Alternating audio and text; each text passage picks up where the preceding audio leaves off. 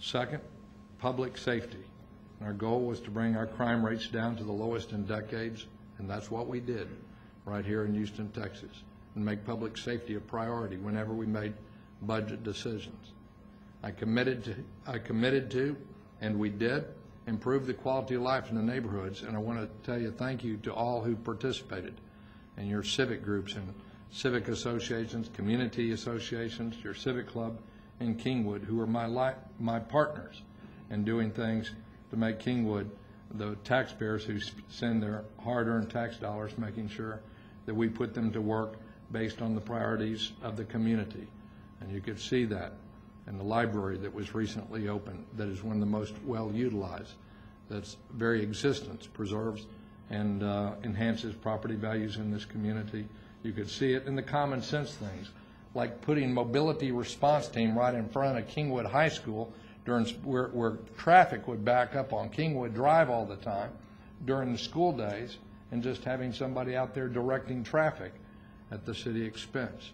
You saw it in so many things that we did, including the creation of the largest wilderness park near a big urban area in the United States of America, with the Lake Houston Park that we were able to take and put aside, and they raised private money so that we could develop that park for use of all the residents of this community. You saw what I brought to government. The next goal was to make City Hall the most efficient and responsive in the nation. That was a goal that we set for ourselves. And I used the disciplines that I'd learned in business to get things done. Every employee having an annual personnel evaluation, and not just everybody graded at the top, but there was a curve involved, and non-performers were asked to leave. And we saw a spring in the step of the city employees as we picked up the productivity of city services. Thank you all for standing with me here when we did what no other city in this country's done and no other state has done.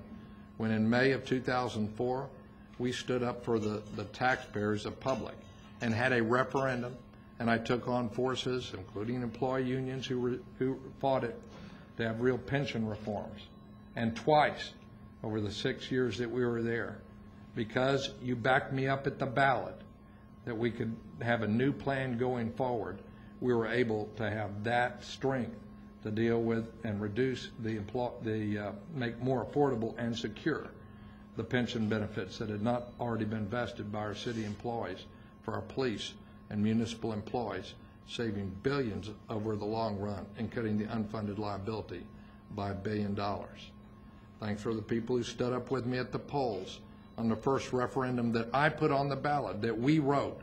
It was a proposition that limited the amount that the property tax revenues, not just the tax rate, the revenues could go up every year within the city of Houston without a vote of the public. To this day, Houston is the only city or county in this state that has that charter amendment that Tony and I and others worked for, that we embedded within the city charter that limited the rate of property tax growth. And for 5 straight years, I cut property tax rates and raised the senior and disabled exemption. It was under $50,000 when I got there. It was about $80,000, the senior and disabled exemption, when I left on the homestead property. For 4.5 years, we built up surpluses, something that other levels of government rarely do, is build up so that we would have, whether it be natural disaster or economic recession, that we would have some reserves that would help us weather that storm. And I want to thank you voters who backed me up in those kind of policies. I did what I said. We put public safety first in the budget. And now, it was when I went into office, 60% of the operation and maintenance budget after the interest for debt service was on public safety. And when I left office, it was 67%.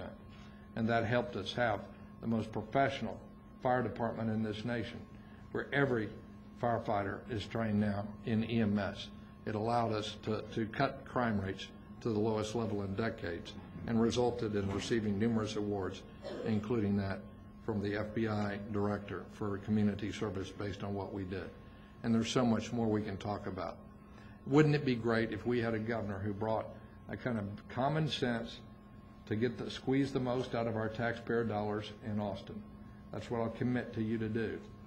Look, real leadership, whether it be in the times of hurricanes or whether it be in honoring our returning veterans, where we started an initiative that's been recognized by the Department of Defense as one of the stellar programs in the nation, not just honoring them, but making sure that all of our employers and organizations are out there, not just on the day returning, but out there once they've come back to provide jobs and assistance with the VA. We can do this, and it's not just about what is done within the public sector. In my inaugural address to you, the people of this community, all the people in this community, I didn't talk about what government could do, but what we could do if we had real leadership and rallied the synagogues and places of worship, our churches, our temples, took our Rotary clubs, our Kiwanis clubs, our Lions clubs, took our all sorts of civic organizations and nonprofits and focused on goals that we have in common, things that affect all of our quality of life, cleaning our air, taking care of each other during times of natural disaster. And you've seen what real leadership means. Look, in a democracy with limited government, leadership is not all about dividing a state or a community up into red teams or blue teams or teams that are on the sidelines and playing people off against each other. It's about finding common ground and moving us forward, and that I know how to do. And I commit to you that I will do that as a humble public servant. Texas is a great state. My family's lived here for generations, different sides of the family. I was looking at old pictures of the cattle brand that was used by my family on Longhorns when there were free range, and they took them up the Chisholm Trail. There's an old Tony, as a friend of mine doing Texas history. I have a great-great-great-great-grandmother. There's a letter out there before they came in 1850 from Tennessee saying, well, we're bound for Texas or the good world, or maybe both together. And it's a tradition of freedom. It's a tradition of independence. But we also know that most people who live here, they, within this generation or the last, have moved here from somewhere else. And Texas is a state of mind that is friendly and free. And let me tell you this, as a proud Texan, anybody who claims credit for all that's good in Texas has been in office for way too long. Just remember that. And we can be even better. Texas can be even better if we have leadership in this state that is committed to preparing our citizens at institutions in our public schools, institutions like this Lone Star College, institutions like at our universities, so that Texans will have the tools to compete for great jobs in a world economy. That's the principal challenge. I'll be happy to take questions. I know you have some that some of these I've answered on video before the Common Sense Texans group already, and I just want to thank each of y'all for having me here and giving me this opportunity to talk about where our state goes in the future. Thank you. I